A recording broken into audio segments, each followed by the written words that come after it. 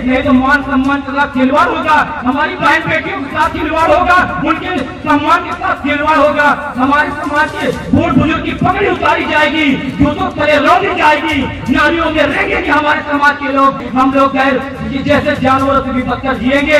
जिस हिसाब से बाबा साहब ने आके पानी के लिए लड़ा रहे थे, उनको गोली मार दिया गया प्रशासन द्वारा, इसी व्यवस्था ने मरवाया था।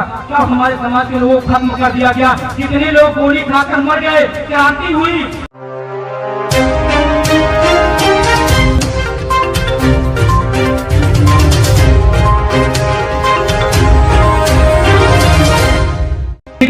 खिलाऊंगा पिलाऊंगा मैं तुम्हें, आखिरी में जो बुढ़ापे में सहारा दूंगा, मेरी जो पत्नी आएगी उससे मैं कहूंगा कि आपका लालन पालन जैसे मेरा किया है, मैं लास्ट में आपका बुढ़ापे में सहारा बनूंगा। इसलिए उन्होंने बार बार दूल्हा घूमकर बार बार करने के बाद माँ से अपने ये प्रतिज्ञा देता है, वो वचन देता है कि माँ उठो, अब चिंता मत करो, मरने की बात मत करो, मैं जा रहा हूँ, अपनी दुल्हन को लाऊंगा, आपकी सेवा करवाऊंगा, जिंदगी भर आपकी सेवा करूंगा। अब हमारे समाज के लोग क्या समझते हैं इस बात? रीत रिवाज है, रीत रिवाज है, रीत रिवाज नहीं छोड़ोगे जब तक तर्की की आपकी जो बुद्धि है, किसकी तर्की की कसौटी में खरा न उतरे। तो बुद्ध साहब ने कहा है कि जो आपकी तर्क की कसौटी में खरा न उतरे वो मानो की दर्द है, तर्क की कसौटी में सही उतर रहा है, सत्य है, तो आप समझ लीजिए वास्तव में वो सही है और ढोंग पाखंड नहीं है, उसको मान सकते हो। इस व्यवस्था को समझिए। जब तक नहीं समझे हमारे समाज के लोग, ऐसे ही रटते रहो, कुछ नहीं हो पाएगा। क्या बाबा साहब का मिशन बढ़ाने का ठेका 3-4 लोग लिए हुए हैं, इधर भाई 2-3 लोग लिए हुए हैं, नियम निसंगा महिला अकेले ही बैठी हुई है, इन्होंने लिया है, बाबा साहब ने इनको अलग से दे दिया 2-4-10 बीघा। क्या व्यवस्था है? बात समस्या ये है कि एक मान लीजिए एक कमरे में, लास्ट बात बोल के हम अपनी वाणी को विराम देंगे, साथियों जरा ध्यान सुनिए कि एक कमरे में 10 लोग ये सोए हुए हैं, मेरे साथियों 10 लोग ये सोए हुए हैं। तो आप समझिए उस व्यवस्था को कि 10 लोग सोए हुए हैं भरी नींद में, और 1 बजे यदि जाग गया कोई अकेला और देखा कि खिड़की से काला वाला सांप आ रहा है। अब काला वाला सांप आ रहा है, जो जग के देख लिया, और क्या बताइए वो दोबारा सोएगा? जब बताइए नहीं सोएगा। क्यों? क्योंकि वो काला वाले का जो है डर सता रहा उसको ना, वो जानता है, वो जग गया, वो देख लिया कि काला वाला सांप जो जहरीला है वो काट लेगा, उससे नींद नहीं आएगी, उसको खतरे का अंदाजा हो गया है, वो नहीं सोएगा। सही बात है नहीं? और महिलाएं भाई थोड़ा ध्यान से सुनिए, और जितने भी साथी आयोजक हैं आप लोग डिस्टर्ब कर रहे हैं। मैं आपको बता रहा हूँ कि जितने 10 में से 9 सो रहे हैं, एक जग गया, वो देखा कि खिड़की से काला वाला सांप चला रहा है, तो उसके नींद नहीं आएगी, पूरी रात जगेगा भले ही।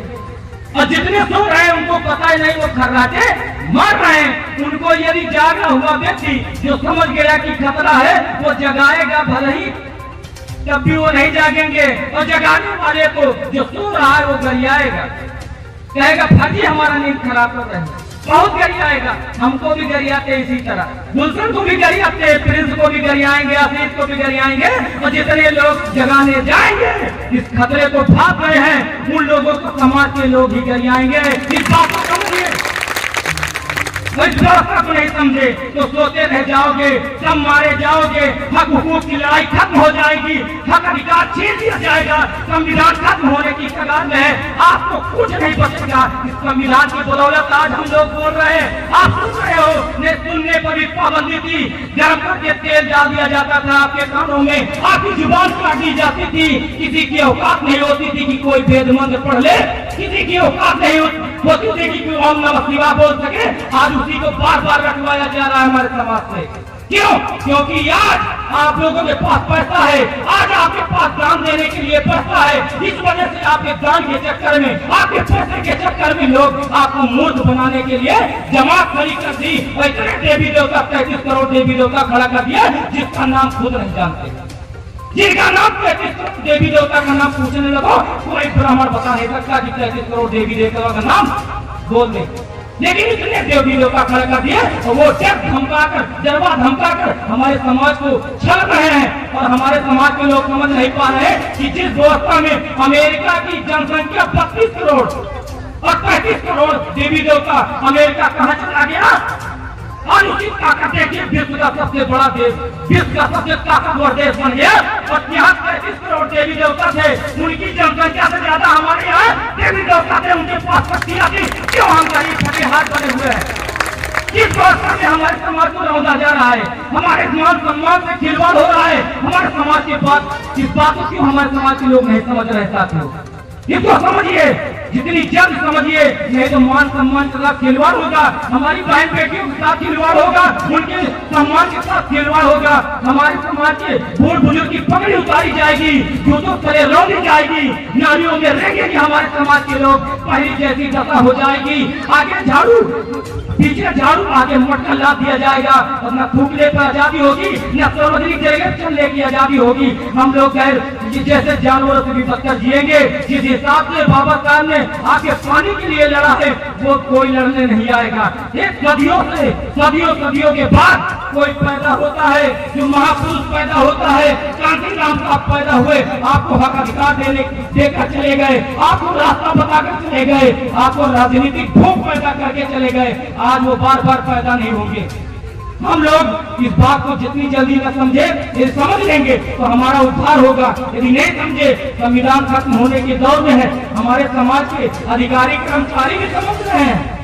हमारे समाज के ये न समझो कि जो प्रशासन में है वो नहीं समझ रहा, सब समझ रहे हैं, लेकिन करे तो क्या करे? सरकार के बंधे हुए सारे कर्मचारी परेशान हैं, सबकी व्यवस्था गड़बड़ है, लेकिन करे तो कौन करे?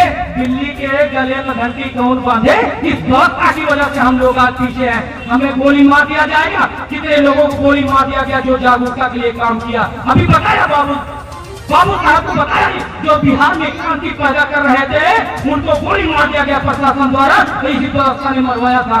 तब हमारे समाज के लोगों को खत्म कर दिया गया। कितने लोग गोली खाकर मर गए, क्रांति हुई, अंग्रेज जब नहीं झुका पाए हमारे समाज को, अंग्रेजों ने तो उनके तोप के सामने हमारे समाज के लोग जाने दे दी, अपने चिथड़े उखड़ गए, लेकिन पीछे नहीं आता।